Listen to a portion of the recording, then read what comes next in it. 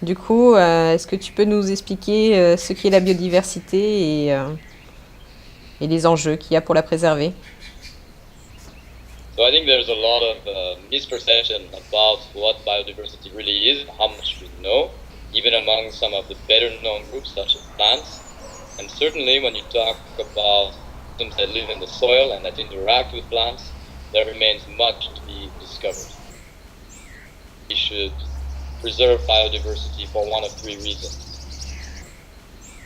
By principle, we should be preserving all species. I think a second reason that is very important for preservation is that we might discover some values within this biodiversity. And those values might be very tangible and have an economic value eventually, even if we have not discovered it yet.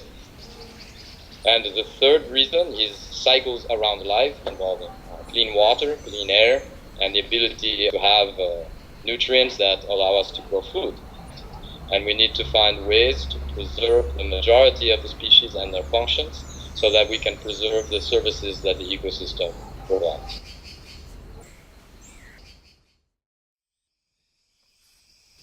Depuis plusieurs années, le secteur privé et les communautés ont pris conscience de leur impact sur l'environnement et souhaitent aujourd'hui contribuer à la préservation des ressources naturelles.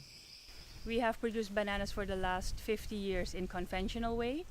There's a shift towards growing bananas organically. We want to lower definitely the impact that we as a company, as a grower have on the environment. Quand même dans le milieu minier, que la prise de conscience elle est générale. Ils n'appliquent pas tous le même protocole que nous, mais la plupart font un effort. Il y en a beaucoup qui nous demandent des conseils.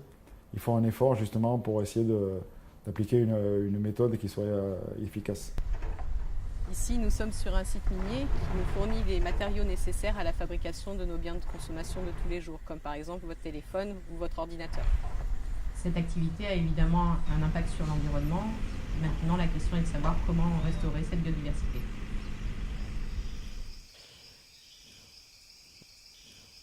Le sol est une entité vivante et il est nécessaire pour la biodiversité. Il en abrite même une grande partie.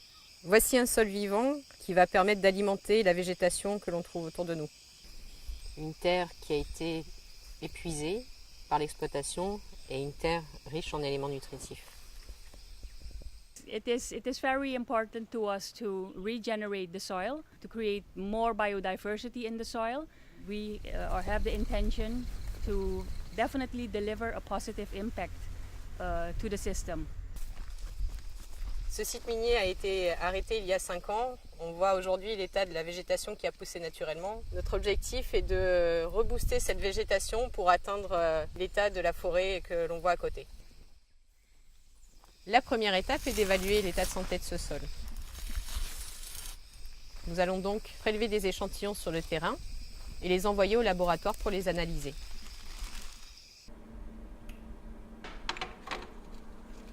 Ici, nous déterminons l'état et la qualité des sols. Nous nous intéressons aux 3 composantes de sa fertilité, l'aspect physique, chimique et biologique. Pour cela, nous étudions les différentes bactéries naturellement présentes dans les sols, en mesurant certaines de leurs activités biologiques. C'est grâce à toutes ces données que nous sommes capables de définir la fertilité des sols. Maintenant que l'on connaît son état de santé, nous allons mettre en place des méthodes pour le restaurer. Il existe des plantes qui ont la capacité de régénérer naturellement la vie du sol. Ces plantes pionnières sont appelées plantes de service fixatrices de nitrogène. Ces plantes vont être sélectionnées en fonction du milieu dans lequel elles vont être plantées. Ces plantes vivent en symbiose avec des bactéries et des champignons qui vont nous donner la capacité de restaurer la fertilité des sols. Voilà, donc on arrive sur des zones qui sont vierges, la plupart du temps. On va donc déforester. Donc l'objectif après l'exploitation, c'est de laisser le terrain dans un état le plus favorable pour qu'il y ait un retour de la biodiversité avec des espèces locales, donc avoisinantes.